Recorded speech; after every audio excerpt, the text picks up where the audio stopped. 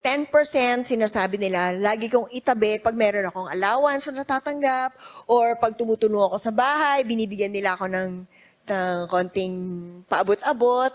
O kaya pag Pasko, laro ka ng kanta ka, o kaya play ka ng piano. So, yung mga ninong-ninang, mag-aabot na 20-20, 50.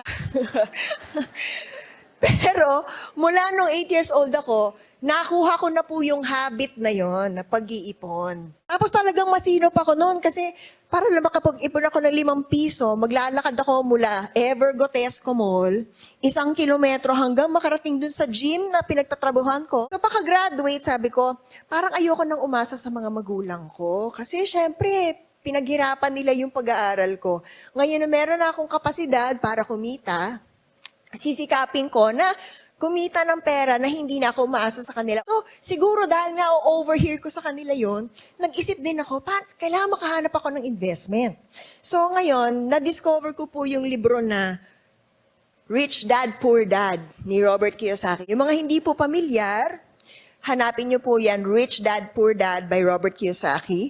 Kasi meron po kayong natututunan tungkol sa active and passive income. Whereas yung mga taong yumayaman, na dito sa may right side ng quadrant, yan po ang mga business owners at investors. Kasi ginagamit nila yung pera, yung oras at pera ng ibang tao para sila ay kumita.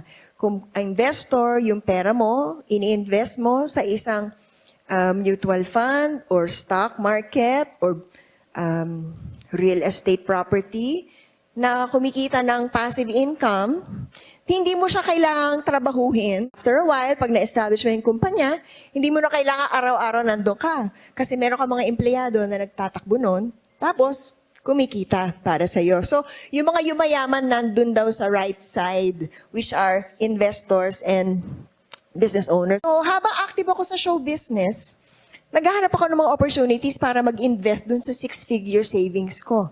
Pinul namin together, tapos yung 500,000 na yun, pinambayad namin sa bangko para ma-acquire yung isang property, 7 units, sa isang building sa Ermin Garcia, Cubao, tapos pinarento namin.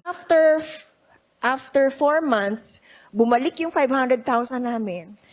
Tapos yung pera, nanganak sa renta for 15 years, kumikita sa amin yung property. Kaya lang, kahit na nasa showbiz ako, ang taas ng kita ko, sikat ako, parang hindi ako satisfied.